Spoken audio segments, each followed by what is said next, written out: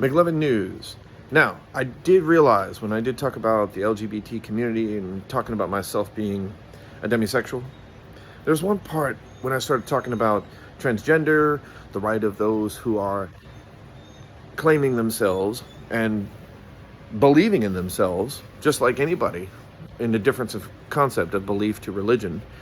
We cannot just start pushing hate and rhetoric that is hateful, absolutely hateful. That's a key thing. We can't do that. We shouldn't do that. It's hateful and hurtful. It is absolutely hateful and hurtful and totally disrespectful. There's a serious level of reason for this. A deep resonating reason. People who have identified as what they are based on their gender. There's a reason why many of them are afraid, and it's not that I understand them beyond that of which I've only learned from a few who I've met in my life. They were amazing people, heartfelt, good people. And of course, in every community, there's always one bad seed or two or three. Doesn't mean the whole lot of them are the same. Now, again, to the statements I made specifically, forgive me for the unedited starting of that. My dog was getting a little bit whiny. It's not time for him to go out just yet. So he'll be going out after I'm finished with this bit, but, I take care of my baby, my boy. I don't try to baby him, but he's my pet boy. I try to talk to him like a dog, because he's a dog. He got too much of that as a baby. And remember me, when I was raised by two same-sex women in the LGBT reality, I suddenly learned I was being raised by women, didn't have a male role model, didn't have any gender crisis identities, which a lot of kids don't have that problem when they grow up. They just start to learn that they don't feel. This is a true fact. Just like me, how I learned I was a furry, and I learned that I was demisexual. I didn't know this before I knew it. It just came to me. I actually wrote about it. That's how I can explain how it came to me, how it physically awakened my mind. So I don't claim to know everything about those who claim to feel within like a woman or a man, regardless of what they wear on their face or what's in between their legs or what's on their chest. Even if they get changes made to feel more like who they feel like, what they are inside. A furry person to an LGBT transgender person or anybody else, there's a long list from bisexual, asexual, demisexual, which is on the very end. There's intersexual, if I'm not mistaken. There's trans, there's bi, there's lesbian, there's gay. And there's all the colors of the rainbow in that degree. And to the value of where true transgender people, at least to my understanding, out of great respect for them, Mcluvin News, I state this, and to make sure it's very clearly understood, okay? I do stand by the belief that they should be adult enough not to expose minors to that content. And parents should not demonize those who are in the LGBT community, who are trans, just because they may walk, talk, dress, and still in public look weird and unique to a child. Let's not demonize that rhetoric, because that happens way too often. The ignorance is not bliss, okay? It's not tolerated. It's in poor taste. If you're in the bathroom and you know you're transgender and you have male parts, you shouldn't be deliberately walking in when you know a child with their families in there. If there is a family member in there and you are well dressed, the other person shouldn't judge you, as long as you're not being weird, not trying to reach over and get too close to their child or an unattended child in the bathroom.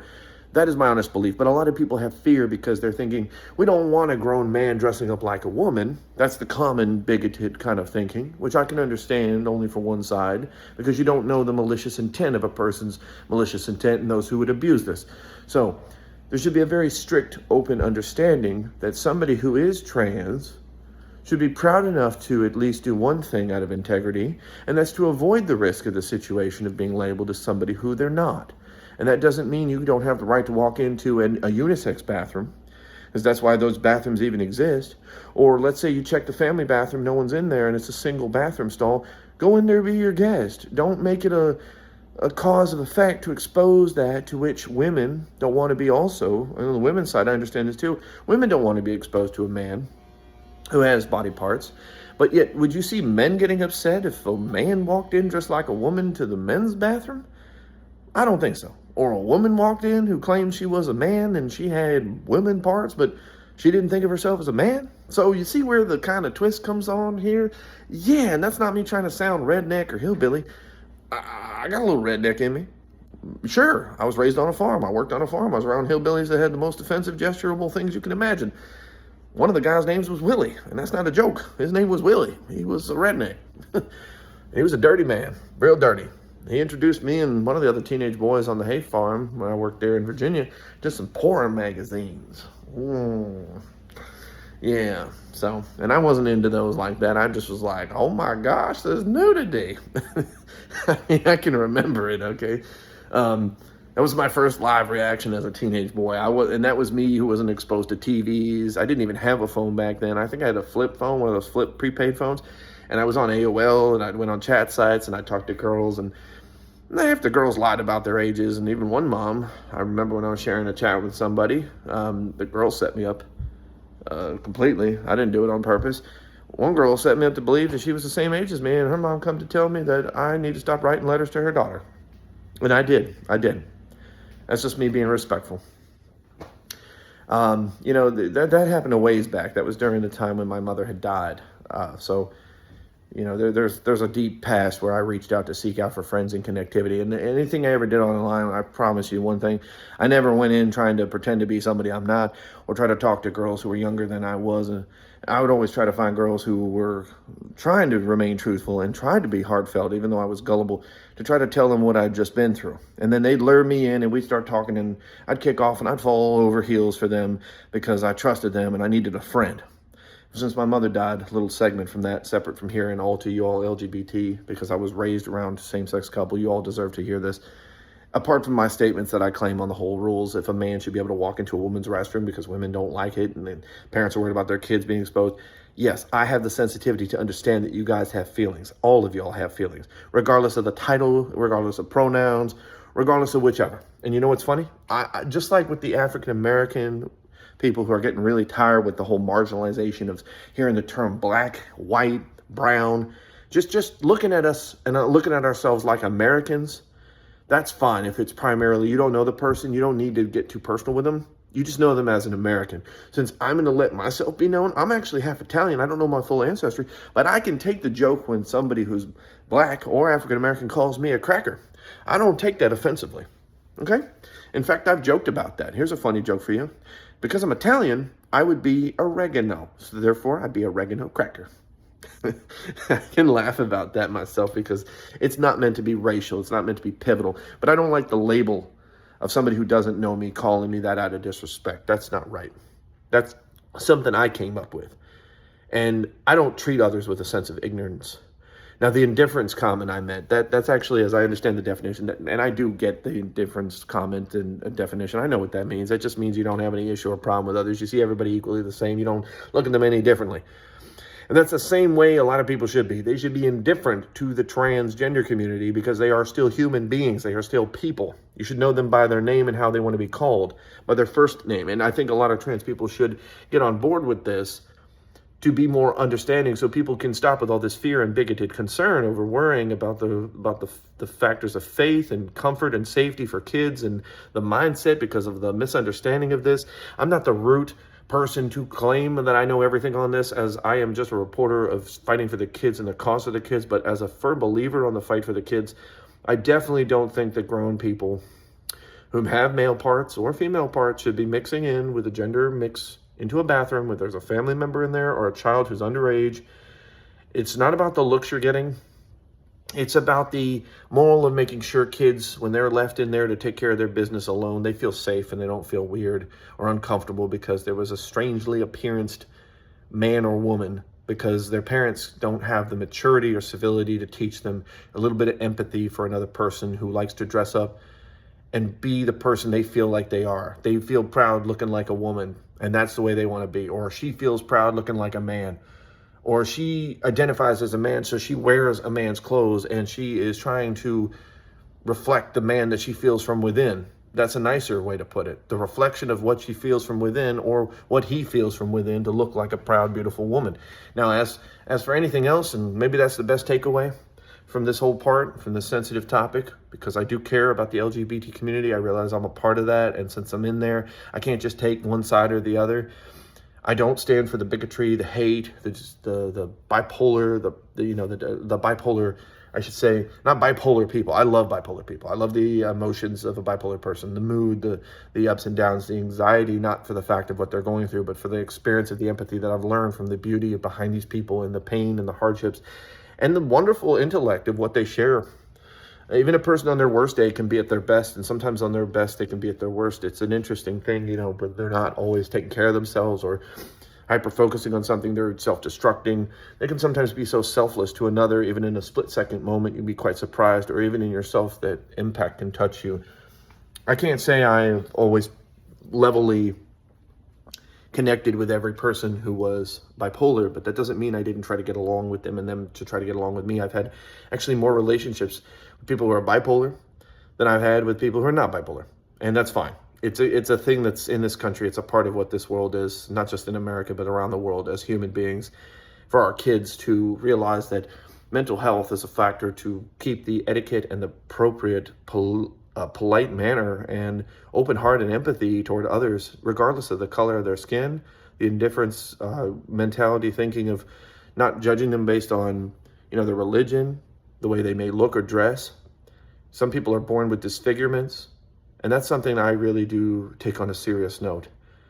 There's a lot of Disney movies, which I know Disney is wrecked with past history of racism, but you know what? Can't judge Disney for what they did in the past. I think it's interesting they keep talking about it, but it's about just educating the fact that Disney movies may not be the same, but there's a lot of good education and good heart in some of the old stories, even if in that timeline, Disney was not doing every movie so beautifully. Bambi had beautiful messages, even though it was super dark.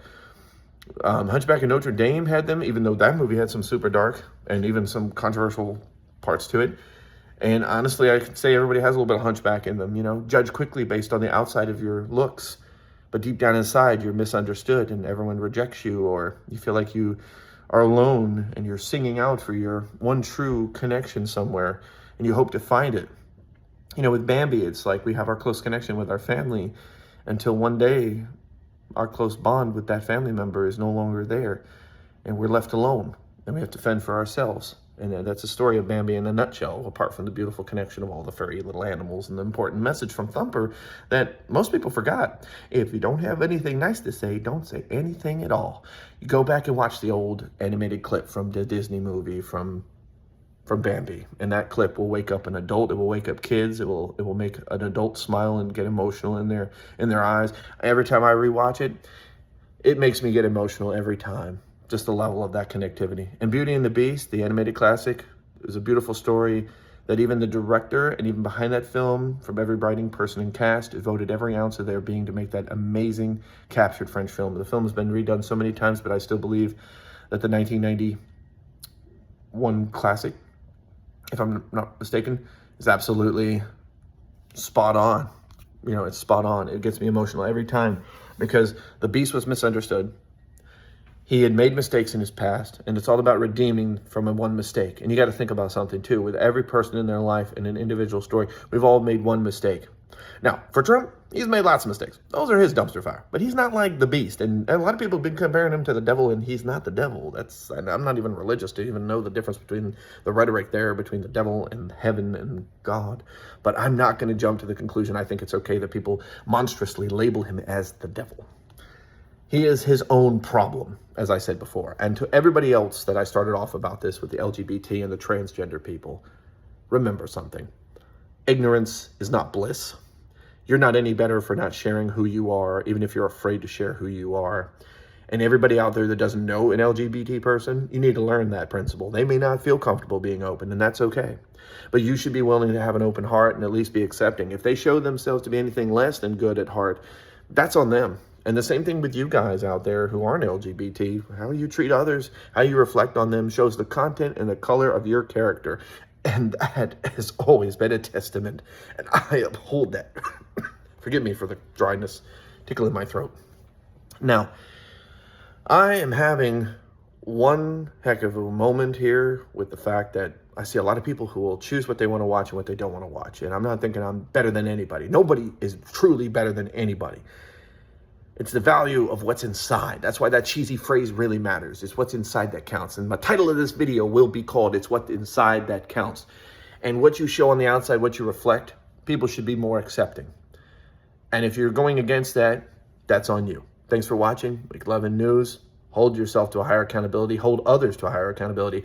Donald Trump, we hold to a higher accountability, because now he, as it stands, the House, it's gone to the House. We already knew the Senate.